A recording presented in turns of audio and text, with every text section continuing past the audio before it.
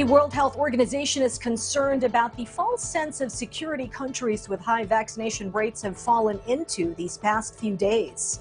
In the Philippines, the health department continues to remind the public that even though the metrics seem to be improving, it still is not enough to declare the COVID situation in the country as under control.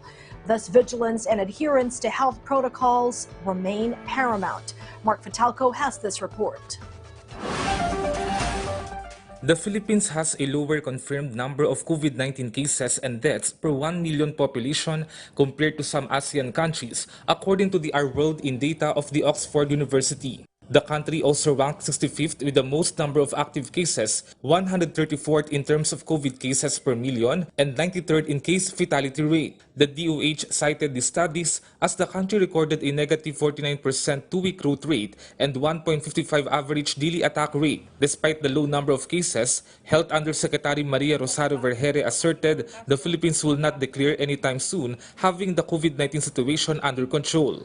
Na-experience na natin in the past, no, na napababa natin ang ating mga kaso, but after some time, tumaas pa rin. So kailangan natin ng longer period to assess and to evaluate what's happening. The World Health Organization warned that many countries have been lulled into a false sense of security as vaccination continues. WHO Director General Tedros Ghebreyesus said vaccinated individuals still need to take other precautions against COVID-19. Vaccines save lives, but they do not fully prevent transmission.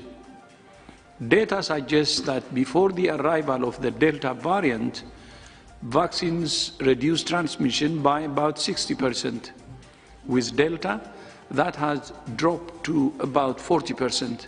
Meanwhile, FDA Director General Eric Domingo reiterated that all vaccines used in the National Immunization Program are safe and effective. As of November 21, the FDA has recorded a little over 76,000 adverse events out of more than 75 million vaccine doses administered in the country.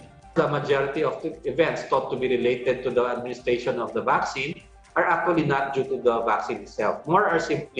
Many are simply coincidental events. So far, over 102,000 booster or third doses have been administered all over the country. Meanwhile, the DOH again called on those who have yet to receive their first or second doses to take part in the upcoming national vaccination days scheduled next week. Mark Fatalco for The Nation.